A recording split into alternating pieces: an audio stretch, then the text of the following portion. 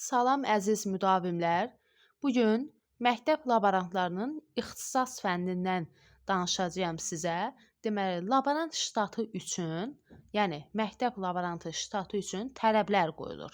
Bu tələblər nələrdir? Deməli, laborant olmaq üçün ən azından ümumi orta təhsilli şəxs olmalıdır. Ümumi orta təhsil olmalıdır, yəni yaxud orta ixtisas təhsili, yəni kollec, yaxud da ali təhsilli olanlar laborant vəzifəsinə təyin ola bilərlər. Yəni uyğun ola bilərlər. Laborant nəyi bilməlidir? Məktəb laborantının məktəbdə vəzifəsi nədən ibarətdir? Hansı öhdəlikləri var? Hansı funksiyaları var? Hansı əmək funksiyaları var? Onlardan danışaq. Deməli, laborant məktəbdə yanğından təhlükəsizlik qaydalarını bilməlidir. Tutalım, məktəbdə bir yanğın baş verdi. Nə etməlidir, nələri icra etməlidir, onun vəzifəsi nədir, necə hərəkət etməlidir, necə davranmalıdır. Laborant bütün bunları bilməlidir. Əməyin elmi təşkilinin əsaslarını bilməlidir.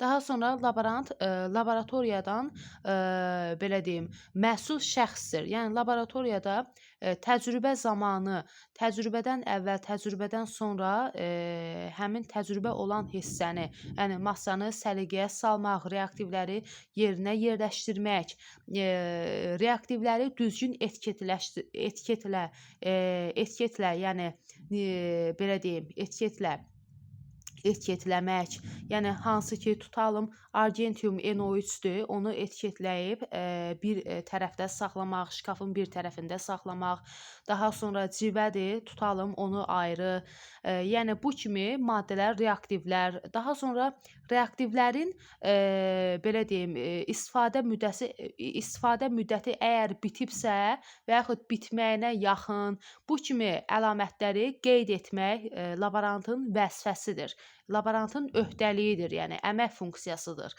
Laborantın məktəbdə bir çox vəzifələri vardır, bir çox öhdəlikləri vardır. Yəni laborant bəzən biraz baxırlar ki, laborant funksiyası azdır, gedirlər məktəbdə otururlar. Xeyr, laborantın iş öhdəliyi çoxdur. Hansı ki, laborantın da növləri var. Kimya kabineti laborantı var, daha sonra informatika kabineti laborantı var, daha sonra fizika laborantı var. Belə onu qeyd edim ki, informatika laborantına pedaqoji staj gedir. Digər laborantlara xeyr, lakin informatika laborantına pedaqoji staj gedir. Laborantın, məsələn, kimya laborantı dərs məşğələsi barədə müəllimdən bildiriş almaq hüququ var. Tutalım, kimya fənnində bu gün hansı təcrübə olacaqsa, laborantın hüququ var ki, müəllimdən dərsdən əvvəl, yəni qabaqcadan məlumat alsın ki, hansı təcrübə aparılacaq, yəni ona uyğun reaktivləri hazırlasın, cihaz və avadanlıqları hazırlasın. Laboratoriyada da daha çox sentrifuqa, su hamamı, kolbilər olur burada, menzurka olur, pipetka olur, metal qaşıq və s. bu kimi, yəni kimyəvi stəkanlar olur.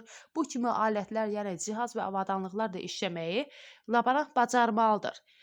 Bir də fizika laborantı da, onu da qeyd edim ki, fizika laboratoriyasında voltmetr və ampermetrlər olur. Ampermetr hansı ki, cərəyan şiddətini ölçən cihaza ampermetr deyilir.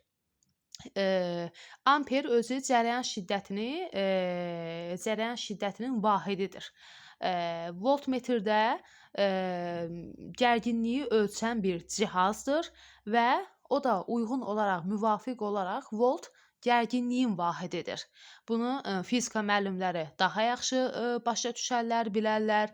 Belə deyim, yəni hansı ki, fizika laboratoriyasında 50 voltdan artıq işləmək çox təhlükəlidir. Ola bilər ondan yüksək voltda çalışmaq lazım olur, yəni müvafiq vəziyyətə uyğun. Burada daha çox, yəni belə deyim, ciddi yanaşmaq lazımdır. Burada ən azı 2 müəllim olmalıdır. Yəni bu təkcə laborantın işi deyil. Yəni bu şagirdlər üçün də təhlükəli ola bilər. Ona görə də laboratoriyada, fizika laboratoriyasında daha çox 50 volta qədər təcrübə aparılmasına icazə verilir. Bir də laboratoriyada onu da qeyd edeyim ki, müəllimlər, laboratoriyada kənardan hər hansı bir alət, avadanlıq gətirim, lap elə olsun, tutalım menzurkadır, xəttkeşdir, olmaz. Məktəbin laboratoriyasında məktəbin öz standartlarına uyğun, hansı ki, təhsil idarəsinin yoxlamasından, yəni belə deyim, akkreditasiyasından keçmiş, müvəffəqiyyətlə keçmiş alət və avadanlıqlar istifadə olunmalıdır.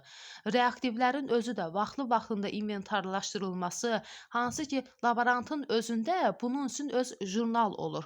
Tutalım inventarlaşdırma haqqında jurnal, daha sonra dərsin gedişatı, yəni daha doğrusu təcrübənin gedişatı haqqında jurnal, təcrübənin nəticələrini qeyd etmək.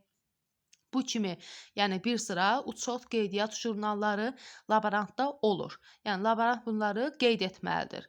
Laborant haqqında çox danışmaq olar. Laborant, yenə də deyirəm, vəzifə və öhdəlikləri çoxdur. Bir də mənə belə bir suallar gəlir ki, ixtisası müəllimlik olan tutalım müdavimdir. Deyir, həm laborant, həm də müəllim kimi çalışmaq olarmı? Olar. Yalnız o halda olar ki, laborant MİQ imtahanında müvafiq bal toplamalıdır. Müvafiq bal toplayıbsa, direktor ona müəyyən dərs saatı verə bilər. Həmçinin öz vəzifəsini, yəni laborant vəzifəsi üzrə də öz vəzifəsini yerinə yetirə bilər. Yəni bu halda mümkündür. Kimin nəsə sualı olsa rəydən yaxud nömrədən yaza bilər.